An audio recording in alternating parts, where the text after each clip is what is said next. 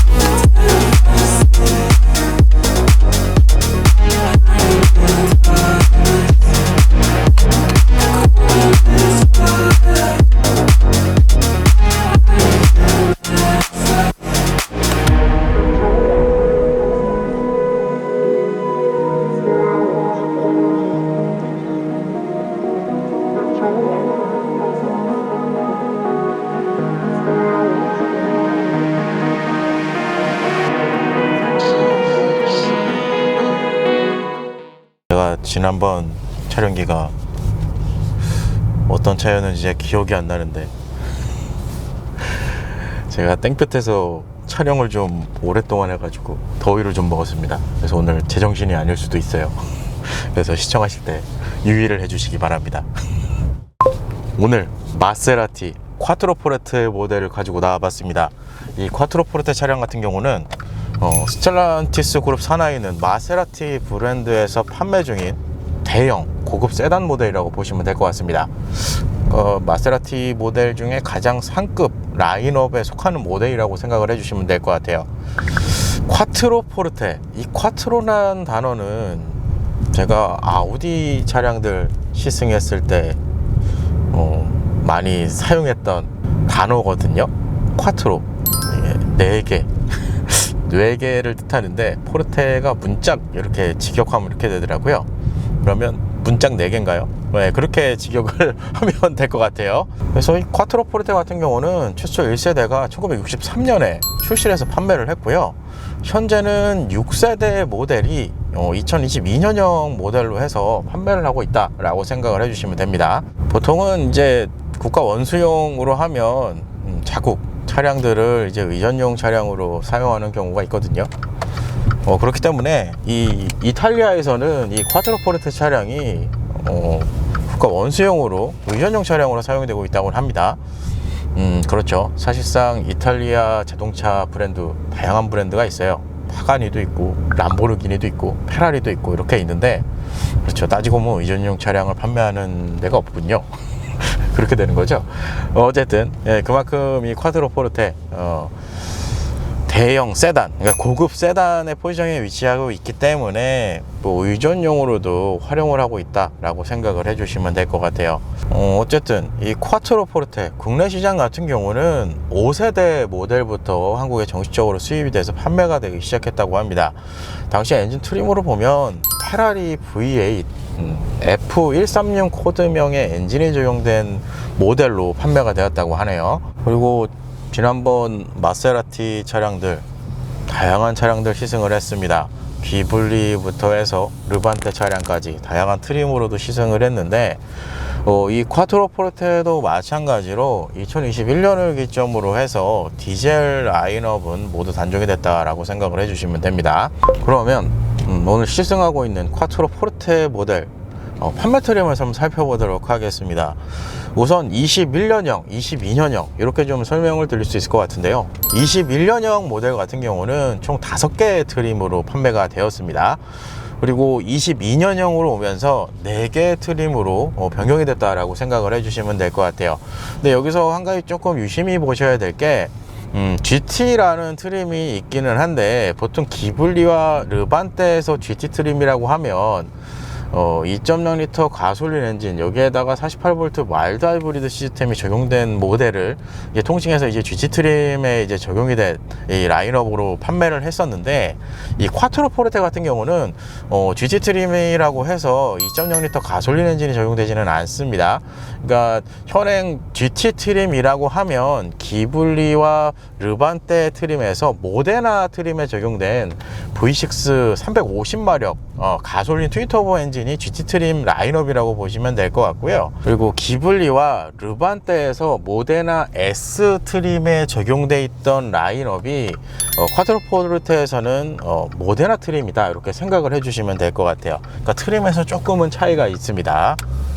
아직까지 이 하이브리드 시스템이 콰트로 포르테까지는 안 온 것 같은데, 이건 뭐 아직 저도 정확하게 들은 건 아니지만 개인적으로는 콰트로 포르테 아직 2.0L 엔진을 넣기에는 조금 애매해서 아직 적용을 하지 않은 게 아닌가 라는 생각도 들어요. 왜냐하면 이 포지셔닝 자체가 대형 세단을 목표로 하고 있고 고급스러운 이런 느낌이 한층 좀 더 올라와 있는 모델이기 때문에 아무래도 엔진 사이즈가 조금은 다운그레이드 되면 아무래도 좀 그렇죠. 그래서 아직 정확한 정보는 없지만 현재 트림 22년형 모델 트림만 봐도 2.0L와 48V 마일드 하이브리드 시스템 조합은 없습니다. 그러니까 기존의 모데나와 모데나 S 그리고 트로페어 트림 이렇게 구성이라고 생각을 하시면 될 것 같아요. 그러면 오늘 시승하고 있는 콰트로 포르테 그란 누소 모델입니다.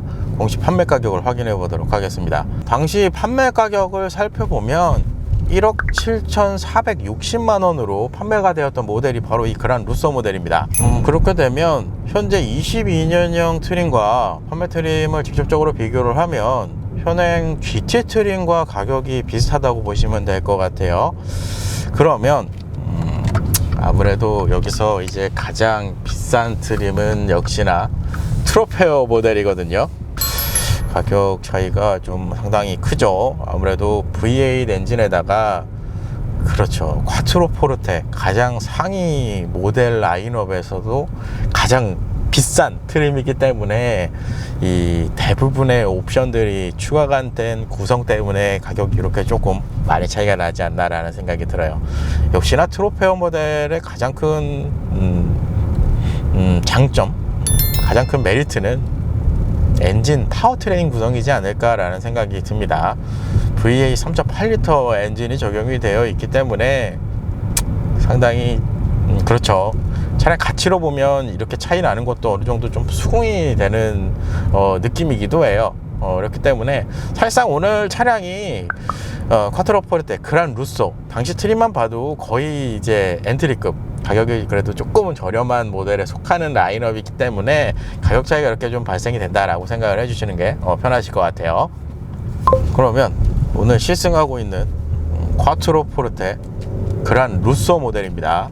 파워트레인 구성을 살펴보도록 하겠습니다. 일단 엔진은 V6 3.0L 가솔린 트윈터보 엔진, 여기에 변속기는 ZF 8단 변속기가 매칭이 되어 있습니다.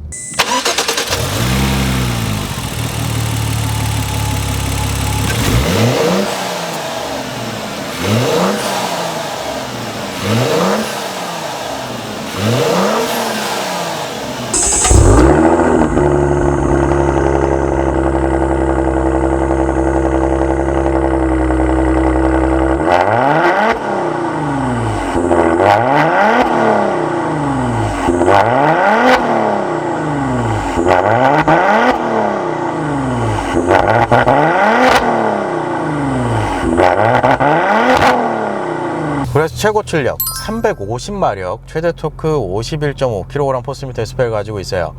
이 파워트레인 수치를 기초로 안전 최고 속도는 270km로 제한이 되어 있고요. 제로백은 5.5초의 수치를 나타냅니다. 이 대형 세단을 5.5초까지 밀어붙이는 거면 상당히 대단한 수준이죠. 기블리 모델이랑 뭐 어떻게 보면 동일한 구성이라고도 할 수 있는데 모델 트림에서 Q4라는 명칭이 들어간 모델만 사륜구동 시스템이 적용된다라고 생각을 해주시면 됩니다. 그리고 르반떼 모델은 전트림 사륜구동 시스템이 적용이 된다라고 생각을 해주시면 돼요. 그리고 지난번 기블리 시승했을 때도 언급했던 기계식 차동 제한 장치까지 적용이 되고요.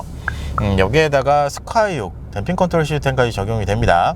참고로 이것도 르반떼 모델에만 해당되는 이제 옵션 구성인데 에어 서스펜션도 르반떼에만 적용이 된다라고 생각을 해주시면 돼요. 저는 조금 의외라고 생각을 했었어요. 왜냐하면 보통 이렇게 대형급 세단 모델이라고 하면 보통은 이 에어 서스펜션을 적용을 해주거든요. 근데 그냥 기본 예전에 기블리 차량에 적용되어 있던 그 시스템이 그대로 들어와 있다라고 합니다. 그래서 제가 콰트로 포르테 처음에 시승기 준비할 때만 하더라도 대형 세단이라고 보통을 하면 그렇죠, 편안한 승차감, 오너를 이제 뒤에 태우고 이렇게 주행하는 그런 스타일의 차량인 줄 알고 저도 접근을 처음에 했는데, 이 차량도 대략적인 이 주행 느낌을 보니까 이 상당히 드라이빙 퍼포먼스 쪽에도 맞춰져 있지 않나라는 생각이 들어요. 이게 마세라티 브랜드는 이게 색이 정말 확실한 것 같아요. 제가 이렇게 색이 확실한 브랜드를 좀 좋아하기는 하는데, 보통 대형 세단이라고 하면 그렇죠, 에어 서스펜션 넣고 막 2열 좌석에 편의 장비 막 집어넣고 이렇게 생각을 하실 분들도 많을 텐데, 현재 이 콰트로 포르테는 제가 잠깐 봤는데 그런 스타일의 차량은 아닌 것 같아요. 그래서 오늘 퍼포먼스 쪽에 얼마나 좀 대응을 할지 콰트로 포르테인데 기대가 되긴 합니다. 그리고 마지막으로 차량의 공차 중량은 2톤 수준이고요. 복합 연비는 7.4km 리터당 이렇게 형성이 되어 있습니다.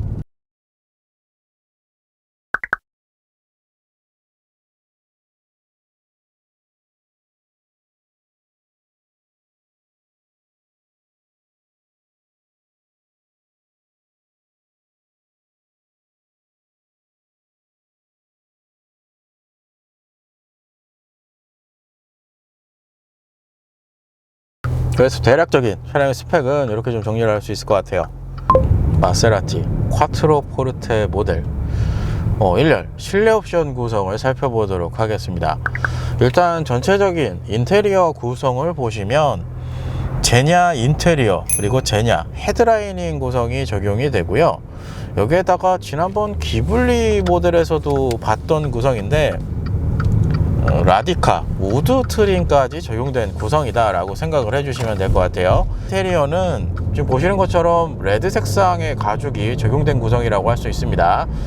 지난번 기블리였죠. 기블리 같은 경우는 브라운 색상의 계통의 이제 가죽 인테리어가 적용이 됐던 게 기억이 나는데, 오늘은 레드 색상이에요.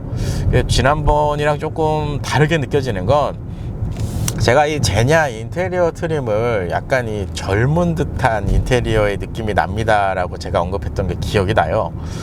그렇기 때문에 여기에다가 레드 색상의 가죽이 적용이 되어 있는 구성이라 잘 어울린다는 생각이 들어요.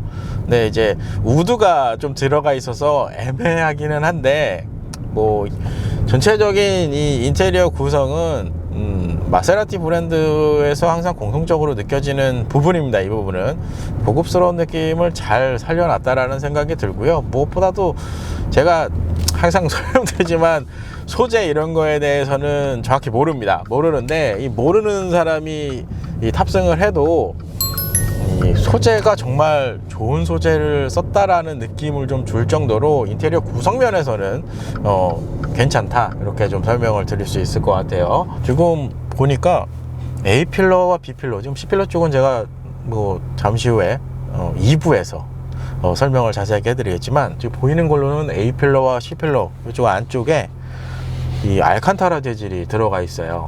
그렇죠, 스웨이드 재질인데 요거는 누르면 이 쿠션감이 좀 느껴지는 이 구성으로 되어 있습니다. 그러니까 전체적으로 고급감으로 이 마세라티 브랜드를 보시면 상당히 만족스러우실 거예요.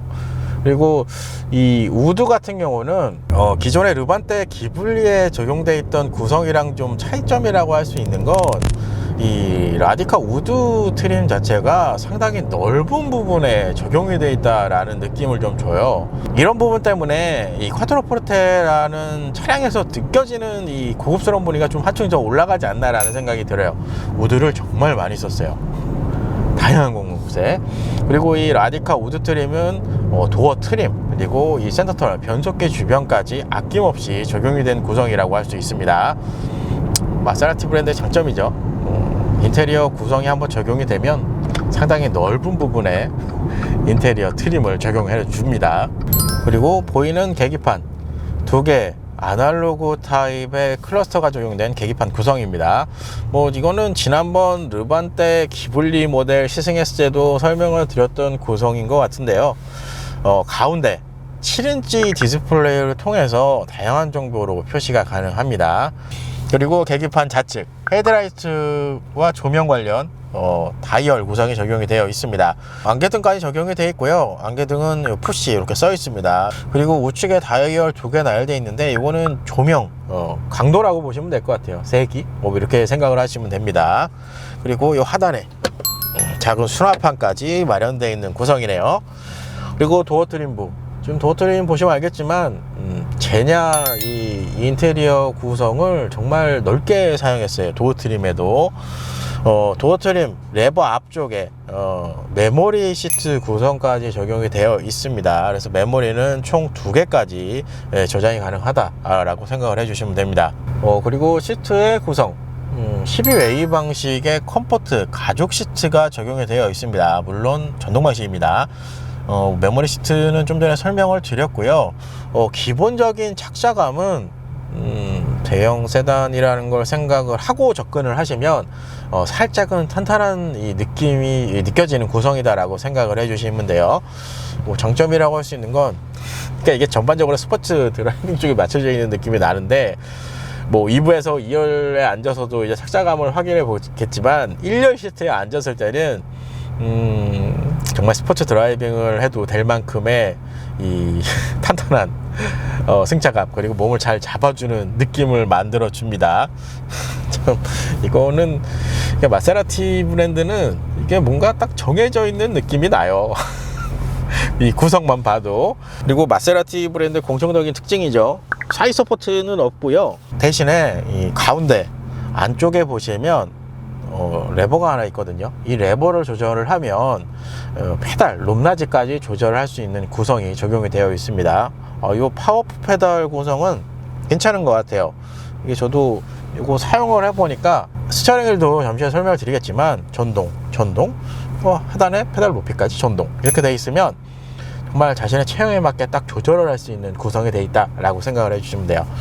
이거는 개인 취향일 수도 있는데 사이 서포트가 있었으면 좋을 것 같아요. 제가 여기 허벅지 라인이 좀 두꺼워가지고 이 사이 서포트가 있으면 좀 편안하더라고요. 어쨌든 구성적인 면에서는 괜찮다 이렇게 생각을 해주시면 됩니다. 오히려 방석 쪽이 좀 푹신푹신한 경향이 있네요. 그리고 스티어링 휠 가죽 우드 스티어링 휠 구성입니다. 이 구성은 지난번 르반떼였죠. 르반떼 그란 루소였던 것 같은데 제가 지금 정신이 없어가지고 그 구성이랑 비슷합니다. 지금 안쪽에 이제 우드 림 사이 쪽으로 이렇게 들어가 있다고 생각을 해주시면 됩니다. 가죽 부분에서는 감촉이 부드러운 편이기 때문에 기본적인 그립감은 나쁘지는 않습니다. 여기 스티어링 휠 구성을 보면 드라이빙 어시스턴트 패키지 옵션이 적용이 되어 있어서 보시는 것처럼 어댑티브 크루즈 컨트롤 구성까지 적용이 되어 있습니다. 여기 빈 버튼이 있는데 르반떼에서는 제가 여기서 이 경사로 저속 주행 장치 시스템이 있던 걸로 제가 기억이 나거든요. 일단 기본적으로는 어댑티브 크루즈 컨트롤만 적용이 되어 있고요. 그리고 마세라티 브랜드의 어떻게 보면 가장 큰 이제 장점이죠. 안쪽에 알루미늄 패드 시프트까지 적용이 되어 있는 구성입니다. 대형 세단이라 이런 것도 없을 줄 알았거든요. 근데 이게 정말 스포츠 드라이빙을 하라고 이렇게 해놓은 것 같은 느낌이 나요. 그래서 구성은 이렇게 되어 있다 라고 생각을 해주시면 됩니다. 기본적인 이 조작 방법은 전동 방식이 적용이 되어 있습니다. 이 안쪽에 짧은 컬럼이 있거든요. 이 컬럼이라고 하기에는 상당히 짧죠. 이 컬럼을 통해서 틸트와 텔레스코픽을 조절을 하실 수가 있다라고 생각을 해주시면 돼요. 그리고 센터페시아, 지난번 기블리 르반테 같은 경우는 센터페시아 상단에 이 아날로그 시계가 적용이 되어 있었거든요. 근데 현재 콰트로포르테 같은 경우는 이 송풍구 사이에 시계가 들어가 있는 구성입니다. 이 시계 디자인을 보니까 저도 나중에 편집으로 한번 다시 확인을 해보겠지만 기블리 모델에 적용되어 있던 시계랑 비슷한 느낌을 줘요. 왜냐하면 르반테 모델 같은 경우는 초침까지 있었거든요. 르반테 모델만 그렇게 되면 디자인이 다르게 적용이 되지 않았나 라는 생각이 들어요. 이 아날로그 시계 뭐 어떻게 보면 뭐 있으나 없으나 괜찮지 않아 라고 생각을 하실 수도 있는데, 요 시계 들어가 있는 거 안 들어가 있는 거 차이가 이 고급스러운 분위기가 조금 미묘하지만 차이가 확 납니다. 시계 안 볼 것 같지만 있으면 상당히 유용해요. 은근히 시계를 보게 되더라고요. 그리고 하단 디스플레이 10.1인치 HD 터치 디스플레이가 적용되어 있는 구성입니다. 안드로이드 오토모티브 OS가 적용된 구성이에요.